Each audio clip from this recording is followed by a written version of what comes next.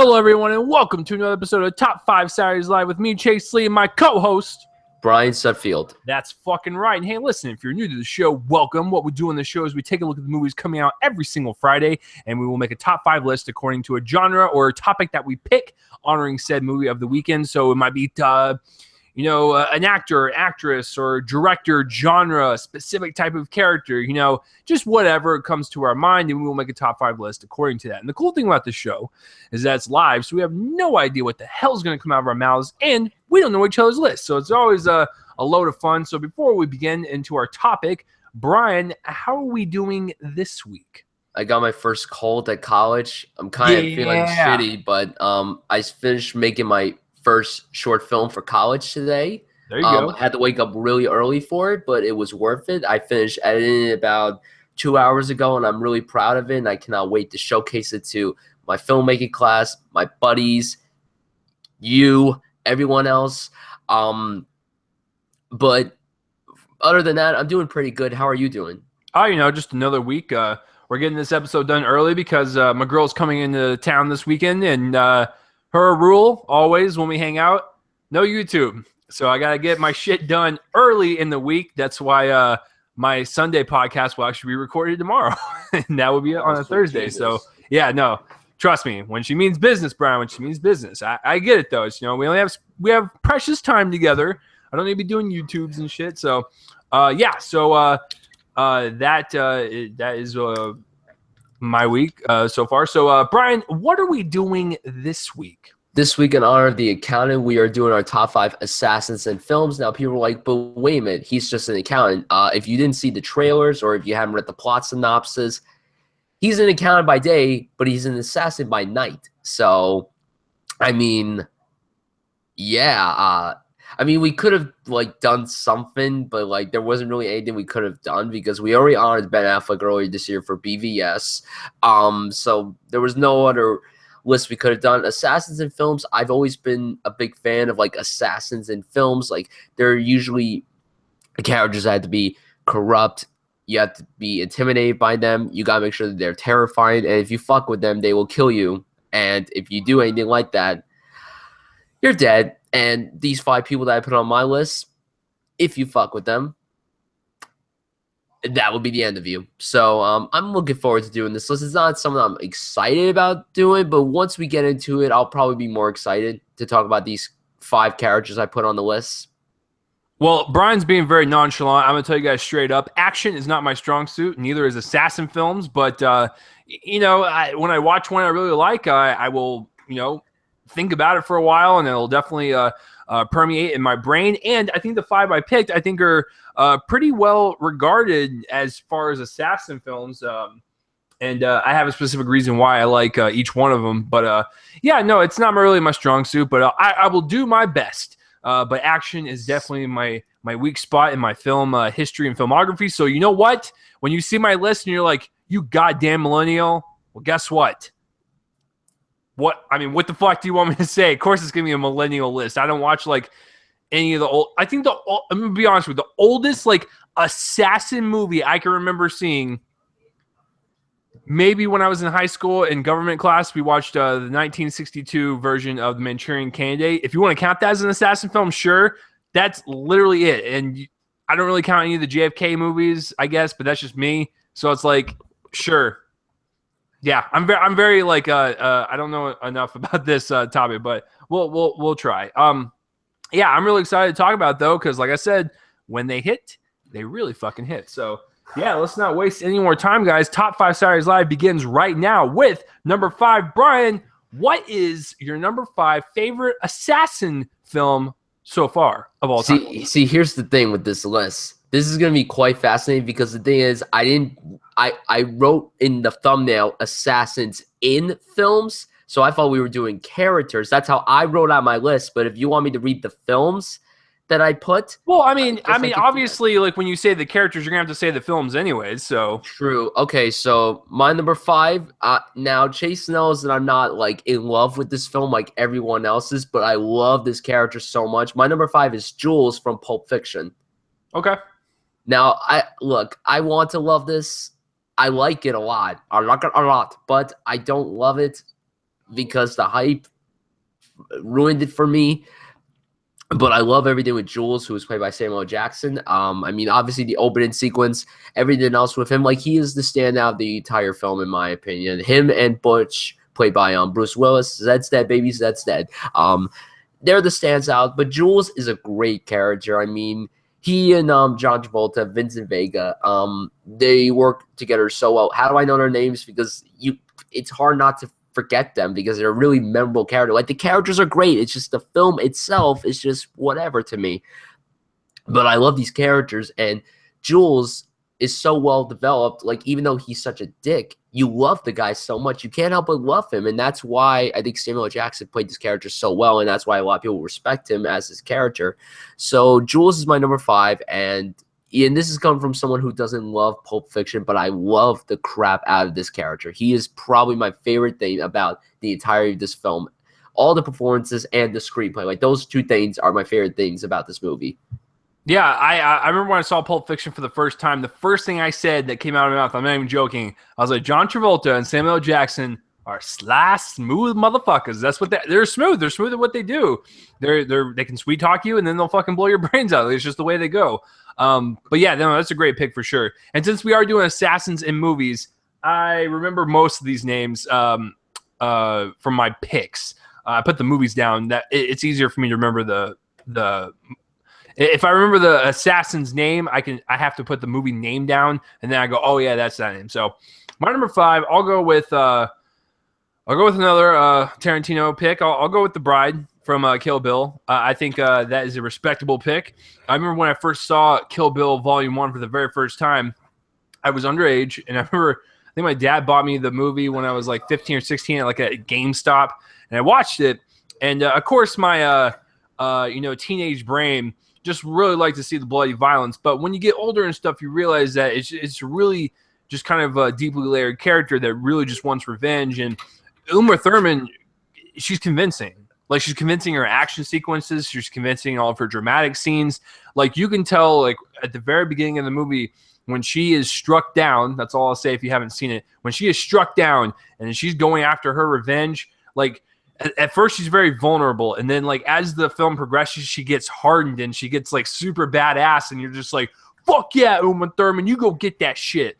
And when she's fighting the, Brian, what do they call the 8 Club? The 8 Club? I think so. I haven't seen Kill Bill in God knows how long.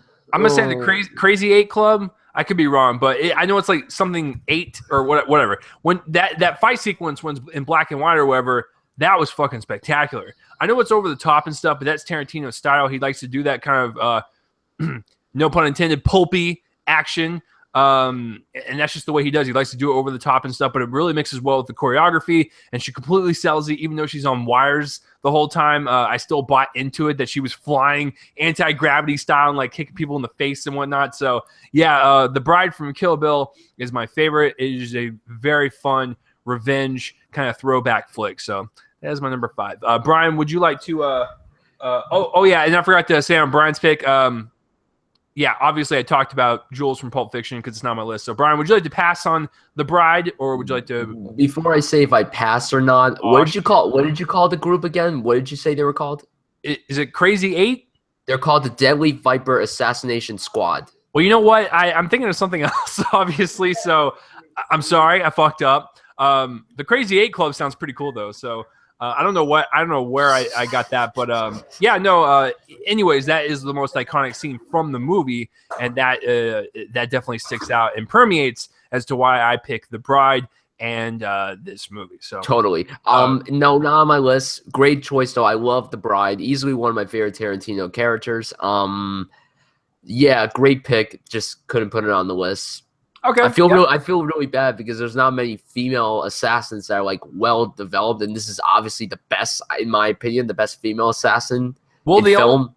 The only director I'll actually give props to giving a bunch of female assassin roles too is Luc Besson. When you have like Colombiana, Hannah, Lucy, the guy's really good at casting women as assassins, and he does a really good job at that. And I'm sure we'll talk about him later, but yeah. Yeah, Bride for Kill Bill. So, Brian, moving on to number 4.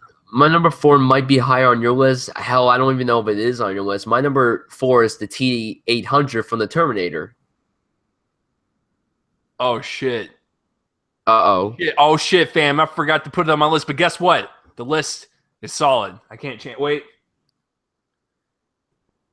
No, I'll stick with my list. Okay. All right. I'm gonna go with unconventional picks. So there you All go. right. Alrighty then. Alrighty then. Okay. The T-800. Now, look, we've talked about the Terminator so much on this show. We've talked about how we appreciate how it's like a horror indie film, which is awesome, like a horror action movie. And the T-800, obviously Arnold played this role so intimately well. Like it's like, yeah, you're scared of this guy, and then obviously his transition to T2 being the I forgot the number, the Terminator to be exact. T1000. T1000. Thank you very much. Like you're just like, damn, this is such a different character transition, and it's like, but the T-800, obviously, so many memorable moments. The "I'll be back" and everything, and it's like, oh my god, the sequence. I mean, in the street when he first comes down, and then everything outside. I forgot where that particular sequence took place inside where she was. I'm trying to remember. Was that like in a nightclub? It was in a nightclub, right? It's been a while for me too. The last time I saw it was right before I saw Genesis last year. Yeah, that was the last time I saw Terminator as well.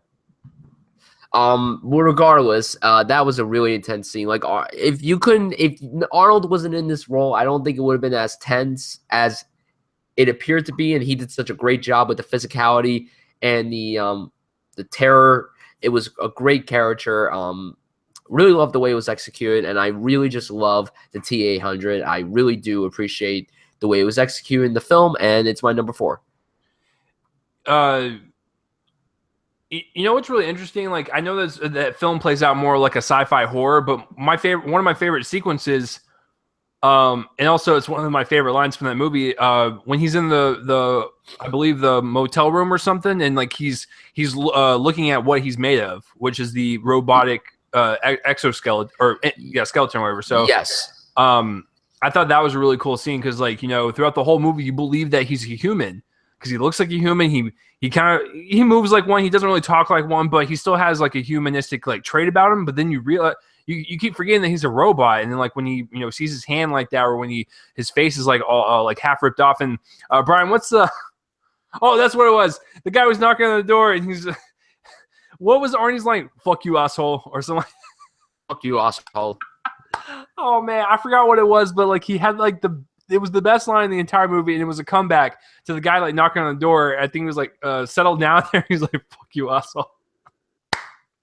That's probably not it, but hey, I'm laughing at that. So, yeah, no, it's a great pick. I do like Arnie as the Terminator, and if you want to talk about even a more like super assassin, it's the T-1000 from Judgment Day. Dear God, that guy has no filter. He's like, he fucking barges through walls. He like kills children. Like he's like going through all like the fucking jail bars, wherever. He just liquefies through, and it's like the guy has no mercy. He just like goes through, wrecks shop, and goes home. It's ridiculous. Yeah, I'm surprised I didn't put that on my list, but you know, like I said, I'm cool with my picks. All right, my number 4. I know for a damn fact, I will bet my life, I will bet my soul, I will bet my unborn children and wife that this is higher on Brian's list because, you know, he has a huge boner for it, but that's okay. I have a huge boner for my number 1, so I'm going with Jason Bourne as my number 4. And specifically, I will go with Supremacy. And I've said this to Brian, and I'll say it again. I think the second one is the best one out of the 3. I know a lot of people pick Ultimatum, but I really like the second one in terms of growing his character even more, showing off more of the badass stunts, finding out who he is, and that ending scene when he's confronting Brian. Who was it? Guys, as you can see, like action's not my thing. Which one? In Supremacy, when he's confronting, was it the chick that the daughter of the person he killed? Yes. I forgot who it was, but he confronts someone. He kind of like breaks down emotionally, and you kind of see that, yes, this guy doesn't really know who he is. He's very trained and he's very good at what he does, but he's also human.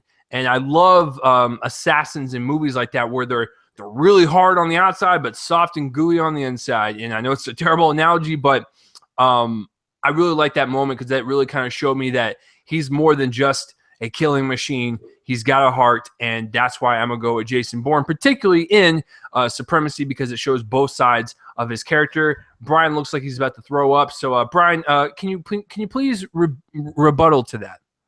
I am going to have to pass. I'm actually really curious to see which one you're going to go with, because I want you to pick one. I want you to pick your favorite one. Yes. I want you to explain why. Sure. Yeah, so I know it's higher on his list. I'm not an idiot. So, yeah, so that's my number 4. All right, moving on to our top 3, guys. This is going to be fun. Brian, what do you got? My number 3 is Jason Bourne, also from Supremacy. Yeah. And yet Supremacy is not even my favorite one. My favorite is Ultimatum. And I will agree. I will echo everything you said. They show more the human side of him in this particular one, although they do show a lot of it in Ultimatum. But in this one, I mean, the movie begins with a tragic event for him. Then the movie has to go and undercover all this stuff. It's like he goes and talks to the girl of the family that he killed. That was honestly the most heartbreaking thing in the entire series, in my opinion, thus far. Jason Bourne, I've always loved this character. I think Matt Damon portrays him so well. I think no one could play him as well as Matt Damon. And the best thing about this character is, like you said, he's such a human character. Sure, you feel bad for him because, he lost his memory. Now he's trying to regain and get the beans all back in his head. But when you find out like who he truly was before he lost his memory, you're like, should I like him or should I not like him? But you can't help but like him because he actually is a caring human being. Sure, what some things he does is really bad, but he's doing it just to save himself and save the lives of other people. And I think that's why Jason Bourne, David Webb, is such a great character that you care so much about him. He's definitely the most human out of all the assassins I put on this list. I can tell you that right now. But I'll refute that. I don't know. I have to think about it on top of my head. But what I will say is that he's probably the nicest one. Once again, I will rebuttal with that. Because my top 2 are not good people at all. Oh, well, that's why. They're not good people I will say that someone in my top 3 is definitely probably the best assassin in terms of balance. In terms of they're not the good human people. side and showing the badass. They ain't good people at all. But anyway, like I said, Jason Bourne, great character, well developed, great assassin, badass as hell, but also just love the guy so much. Oh, of course. I mean, that was actually one of my favorite weeks building up to a movie is because, I told Brian straight up, I never saw the first 3, but I wanted to see them before I saw the 5th one. And holy shit, what a great fucking week. One night I did Identity. The next night I did Supremacy. The next night I did Ultimatum. And I think the next day I did the 5th one. So it was like a awesome story right there unfolding in front of me. And so great pick. I know I recently just saw all these movies 3 months ago, but hey, like I said, I don't watch that many assassin movies. So, and I think it legitimately has a right place on the list. I'm not just putting it on there because it's popular. My number 3, I'm going to go with something that is recent because I just contradicted myself again. But like I said, I didn't know what to expect. When you look at it on the surface, when you look at that first trailer, you're like, oh man, I don't know about this. It looks like, some red box thing you would get on a Friday night if you want to drink a bottle of wine, get drunk by yourself, and eat a DiGiorno pizza or something. I have no clue what you do on a Friday night. But when you look at the movie, you're just like, it doesn't look that good. But when you see it in theaters and you realize it kicks so much ass, you got to put it on the list. I'm going with John Wick from John Wick. I mean, how in the hell could you not put this on your list? Well, he's in our thumbnail. But like I said, when you see the trailer for the movie, you go, oh my God, this Keanu Reeves, what are you doing, buddy? I miss you. I realize you're not the best actor in the world, but when you serve the right role, you hit it out of the park. He serves the right role in John Wick. When he plays an assassin or when he plays some type of killer, he succeeds in the role. Because assassins are supposed to be kind of dry, monotone, one note, stone cold. That is Keanu Reeves' acting. I hate to say it, but it is. But when he serves in those roles properly, he can seem like the best actor on the planet. That's what happens with John Wick. Not only is it a great revenge film for his character, especially with that gut-wrenching opening punch to where you're just like, God damn it, director, now I really care about this character. But you care about everything that he does throughout the entire film. Every action sequence has weight to it. I love the choreography and I love the gunplay in this film. It is directed by 2 stunt people, so that makes total sense. Everything felt so fresh and so original, even though Brian and I have probably collectively have seen thousands of action films. This one stands out for its choreography and sequences. It's unlike anything you've ever seen before, especially with the cinematography and the lighting and just the editing and everything, how it's put together. It is so swift and so fast, and it kind of goes with the character. Not only on top of that, there's a lot of mystery surrounding the movie that wasn't really explained in the first one, but luckily we're getting a chapter 2, and I like that. The Continental, the hotel that he stays at, the Hotel of Assassins. I want to know more about that shit. So there's a lot of mythology within the movie and whatnot that keep you interested for the franchise. And, like I said, when that opening sequence happens, you are totally on board right away. And you're like, John Wick, you go revenge. You go avenge, that thing that happened. I'm not going to spoil it because it's still kind of fresh. It's only a couple years old. So, yeah, John Wick from John Wick is my number 3 pick. I will pass. Okay, I kind of knew it. Okay, that means I know what your number 1 is. I know what your number 2 is now. That you knew my number 1 was gonna be this person. I know. And you probably thought my number 1 was originally gonna be Jason Bourne, but then you're like, oh wait, then there's that other person. Yeah, you threw a fucking wrench in my plan. Thank you. So yeah, now I'm trying to. I definitely know your number 1 now because that's the other one that you kind of jizz over. And so your number 2, if you passed on John Wick, that's got to be your number 2. Speaking of number 2, Brian, tell me I'm wrong. John Wick is my number 2. That's fucking right. That's fucking right. Now, originally, my number 2, when I originally made this list not too long ago, I originally put Anton from No Country for Old Men. Okay. Because that character, I mean, say what you want, even if you don't love that movie, you have to admit that character is an amazing fleshed out character. So then I decided, as you were talking about John Wick, I'm like, I'm gonna put him higher because Anton, I'll put you in the honorable mentions, but John Wick, like you, I wasn't interested in this movie at all. I heard about it and I'm like, this looks fucking horrible. Listen, Keanu's awesome in a guilty pleasure way, but I don't give a shit. I heard reviews. I heard good things, and I'm like, all right, I'll go check it out. Also, because there was like nothing that came out that week. So I'm like, I'll go check this out. I had a great time with it. And John Wick is a great character. I mean, sure, like you said, what causes him to go back into the assassin field, you're just like, okay. You're viscerally angry as you're sitting there. You're like, I can't remember the last time I was that angry in a film that I liked. Like, I was just like, see, because, everyone talks about it, but I don't want to say it just in case there's people out there who haven't seen the movie. But yeah, the concept of the hotel thing, love it. The nightclub sequence, easily one of the best action sequences of the last 10 years that I've seen. I think it might be my favorite one of the decade. So I have to think. Like, I need time to think, but it's easily one of my favorites. Yeah, John Wick is a great character. I think Keanu Reeves kind of played it very, very well. I don't know if there was any other actors in mind to play this role, but I think Keanu, for like his acting style, it worked out very well for him. Like, this is the kind of character that he could play and pull off very, very well. And I cannot wait for John Wick 2 as well. I really enjoyed that trailer that just came out. I cannot wait for the movie. I'm so excited. But yeah, I love this character so much, and I can't wait to go on more adventures with this guy, see how more badass he is, because, you start off the movie, you're like, oh, this guy's, normal and stuff, but then you watch the movie, and you're like, Jesus Christ. I just shitted myself and pissed and cried. Thank you, Keanu. Yeah, John Wick, number 2. favorite assassin in a film. And Chase, you gotta do the line, man, because you're very good at this. This is one of my favorite impressions that you do, man. It's not even an impression. I can just nail that line very well because it's Yeah, but super you do it easy. so good. Like if I was kind of blind, I would think it is Keanu with a little Oh, bit of God. high pitchy.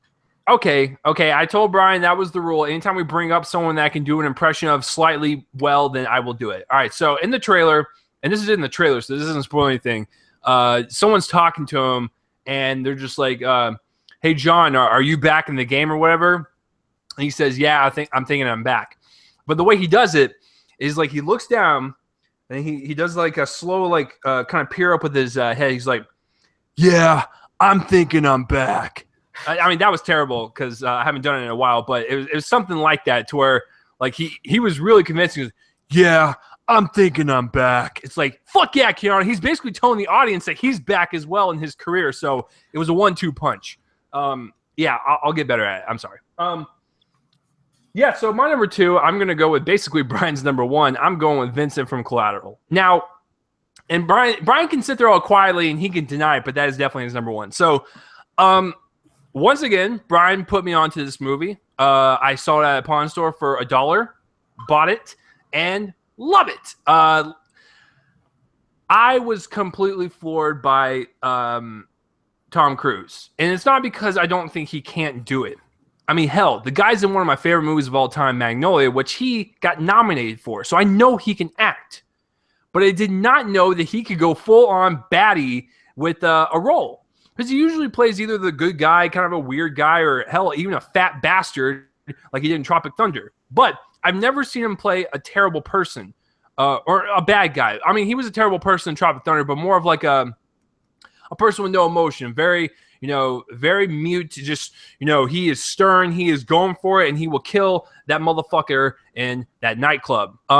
So he gets into Jamie Foxx's taxi, and the adventure begins. I don't want to spoil anything, but Tom Cruise kills a lot of people in this film. He is very good at what he does. He is very convincing, and hell, looks pretty good with gray hair. So I mean, he doesn't look bad. He's got like that silver fox looking thing going on. So I just really like kind of the mysteriousness about his character. We don't really know much. We just know that he's dangerous, and Jamie Foxx needs to get the fuck out of Dodge. Going back to nightclub scenes. That is definitely the most famous scene from that film, because from the way it was shot to the way it was edited and to the way it was lit, because it was lit with a lot of like disco lights and a lot of techno lights, so it was very seizure-inducing. However, mixed in with the cinematography, mixed in with the kind of camo-ness of Vincent and stuff, you couldn't really see where he was at, and that kind of made it more intense as you were watching it. So, guys, Collateral is a fantastic film. If you can find it, I would suggest you to blind buy it. It is definitely worth it, in my opinion. I blind bought it, and now I love it. It is sitting there, right there on my shelf, and I'm so glad that I found it at a pawn store. You know what's really funny? And I never tell people this, and Brian doesn't know this either. Every time when Brian talks about a film, and he's like, you need to see this. I'm like, I'll catch it around. Every time I go to that goddamn pawn store, it is always there. And I'm like, shit, Brian, I'm about to fucking buy it. So I buy it and then I go home. But yeah, every time when Brian mentions something, it's always at a pawn store, like just staring me in the face. And it's destiny, my friends. It is fucking destiny. So Collateral is my number 2. So yeah, moving on to our number 1s, guys, because I don't need to ask Brian if he's going to pass, because he is going to fucking pass, because Brian's number 1 is Vincent from Collateral. So explain to me why you chose this over Jason Bourne, because I'm actually really curious. Because I love Collateral more than the Bourne franchise to begin with. Collateral is in my top 10 films of all time. This is one of my favorite films ever made, period. I've always loved this film. I think this is the best film that I've seen from Michael Mann. I get it that Heat and Last Mohicans, they're fantastic, but to me, this is the most rewatchable thing that he's ever done. And it's, like you said, the most surprising thing about this movie, because Tom Cruise never plays a bad guy. Sure, Tropic Thunder, Les Grossman, he's not a good guy, but he's a good guy at the same time. He's a douche, but he's still a good guy for what he is. True. A good guy. I did a project on Collateral for my lit film class junior year in high school, and I chose this film because of the way it was made, the filmmaking style of it, like the handheld cameras and stuff. Like that's what Michael Mann generally does. This movie felt so real that you felt like you were in that cab with Vincent and Max, who was Jamie Foxx's character. When they were in that nightclub, you felt like you were there. In the cab, you felt like they were there. In that last sequence, like in the building leading to the train, that fucking train sequence, him jumping over the rail, I mean, oh God, Tom, you can't do no wrong, man. But this character, I mean, like you said, he kills a lot of people. His job is to go out and kill all the people that he's assigned to kill. And you're just hoping that Max gets out of this. You're just hoping that, like, you're like, Max is a good guy. He's just doing his job. You know, there are moments where you think Vincent could end up being good, but then he just, like, just for the little tiny amount, you're like, oh, he's going to be good. And then he kills someone, and then he does something bad. And, like, that whole nightclub sequence is easily one of my favorite sequences. And one of my favorite action sequences in any film I've ever seen. And I love Vincent so much that Tom Cruise was Michael Mann's first choice to play this character, and he was a great choice to play. I mean, yes, he still looks sexy with the gray hair and the beard. Tom Cruise will always be sexy no matter what. Although he looks like he's starting to get just a little older. Although it does look like he's just getting a little older. When I see that Jack Reacher trailer, I'm like, it looks like he's getting just a little older. Not too old, oh, come just on. a little. Tom Cruise is one of the vampire actors. Like, he never ages at all. He's a well, I mean, well, technically, that's probably why he was put in that vampire movie, Interview with the Vampire. But anyway, I digress. Collateral, excellent film, one of my favorites of all time. Like Chase, if you ever go and see this movie anywhere, blind buy it. I don't care if you're not an action fan or thriller fan. This film is just really special in terms of film. Like, if you're a filmmaker, this is a filmmaker's film, and Tom Cruise kills in this film so much. I really wish that he got some award recognition, because Jamie Foxx got all the award buzz for this movie. He got, like, supporting actor nominations all across the board, and which is awesome because that year he had Ray, and he won all the awards for that. So it's like, yay. And we also get a performance from Mark Ruffalo in this movie, but it's Tom Cruise's movie. Tom Cruise and Jamie Foxx, they work together so well. Them to work together again, I don't know if that'll ever happen, but if it does, it's gotta happen soon. Vincent from Collateral is my favorite assassin in film history. The end.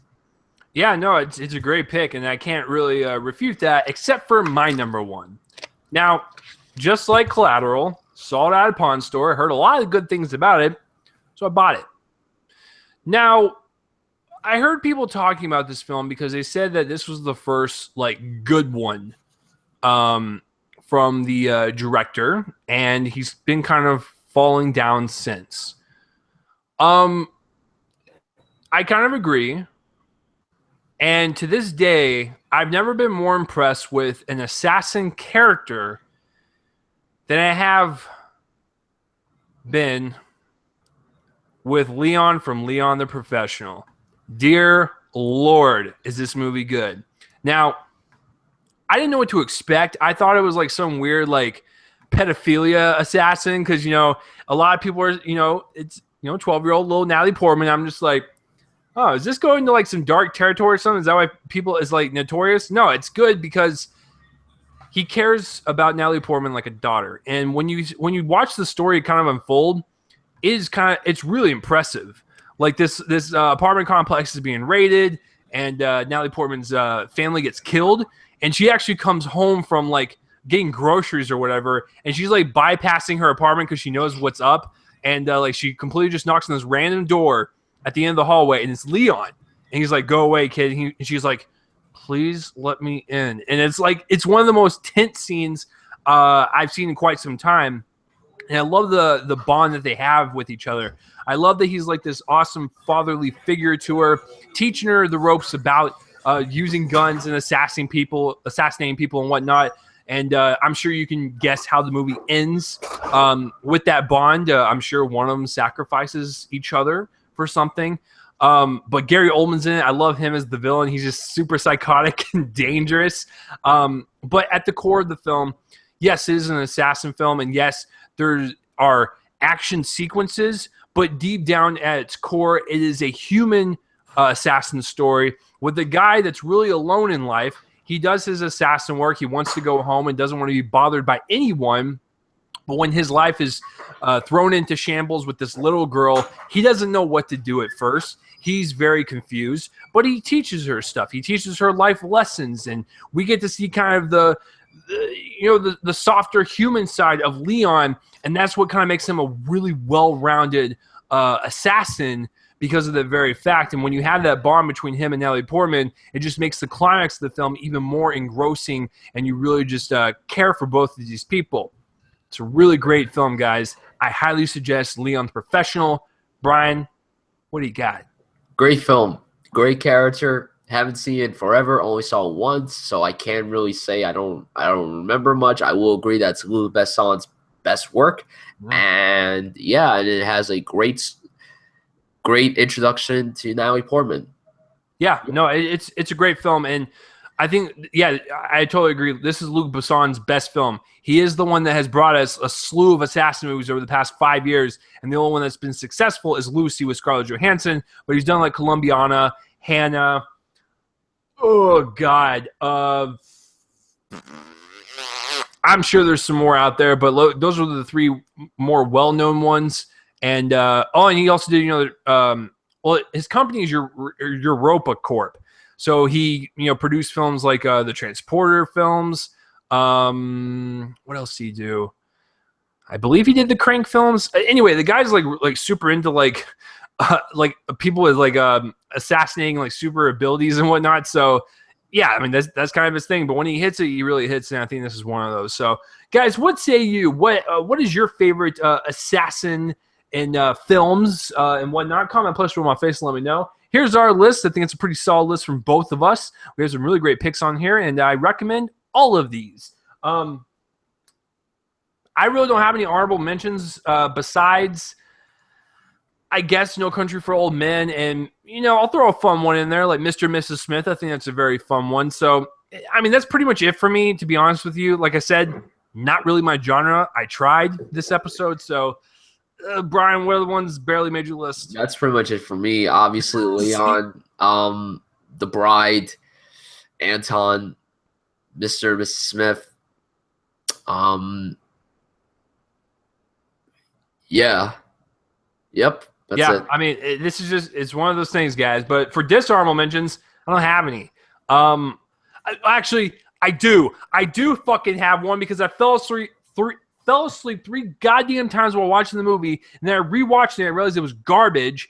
Brian, do you remember The Killers with Ashton Kutcher and Katherine Heigl?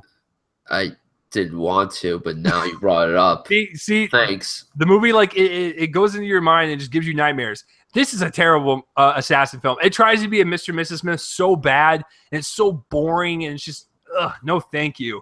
Yeah, so that'd be my only dishonorable mention. What about you? Now that you brought that up, I guess that one. The Killers, you're the worst piece of shit this week. Congratulations. Yay. So that will do it for our dishonorable mentions, guys. Brian, what are we doing next week?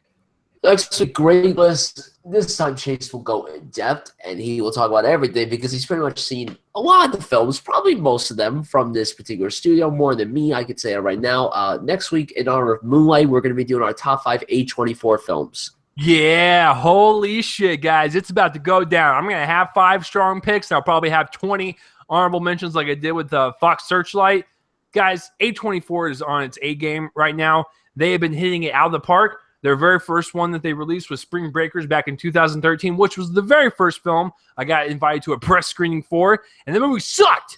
Other than that, I like A24 quite a bit. There's a few stinkers in there, like Barely Lethal. But other than that, I've enjoyed pretty much everything they've done, and I will go definitely in depth with every film that I have on my list and honorable mentions and stuff. I'm so excited to talk about this studio. Brian, what say you? Are you pretty excited for this shit? Hells yeah, boy. I love A24. Have yet to see a bad thing that they've done. Yeah. I don't think I've seen any of their bad stuff, so yeah. Yeah, I mean, I'm not going to say they're perfect, but in terms of hitting it out of the park most of the time, they do just that. Besides them, like, Blumhouse would probably be my second favorite because they hit it out of the ballpark for me personally most of the time. So A24, Super excited. And I'm actually seeing Moonlight October 26th because it opens up November 4th in Dallas. But Brian's right. It does open up next week in Limited, which is New York and LA. So, yeah, should be a lot of fun. So that will do it this week, guys, for Top 5 Saturdays Live. I want to thank you guys for listening. Let us know down below what are some of your favorite films, some assassins in films and whatnot. And look forward to next week for A24. Brian, where can the people find you online? You can find me on Twitter at BrianSuff98 and on YouTube at Brian Suffield. Awesome. If you want to follow me on Twitter, it's @RealChaseLee. Subscribe to the YouTube page to get up to date on when we do these shows every single Saturday. I have a podcast. Brian has a podcast. Follow both of us. All links will be in the description below. And the intro and outro music is done by my friends band Fervent Roze. And speaking of that, what's that? What the fuck is that? That's their music. Let's fucking play that. And goodbye, everyone. See you next week. Peace out. Oh, man.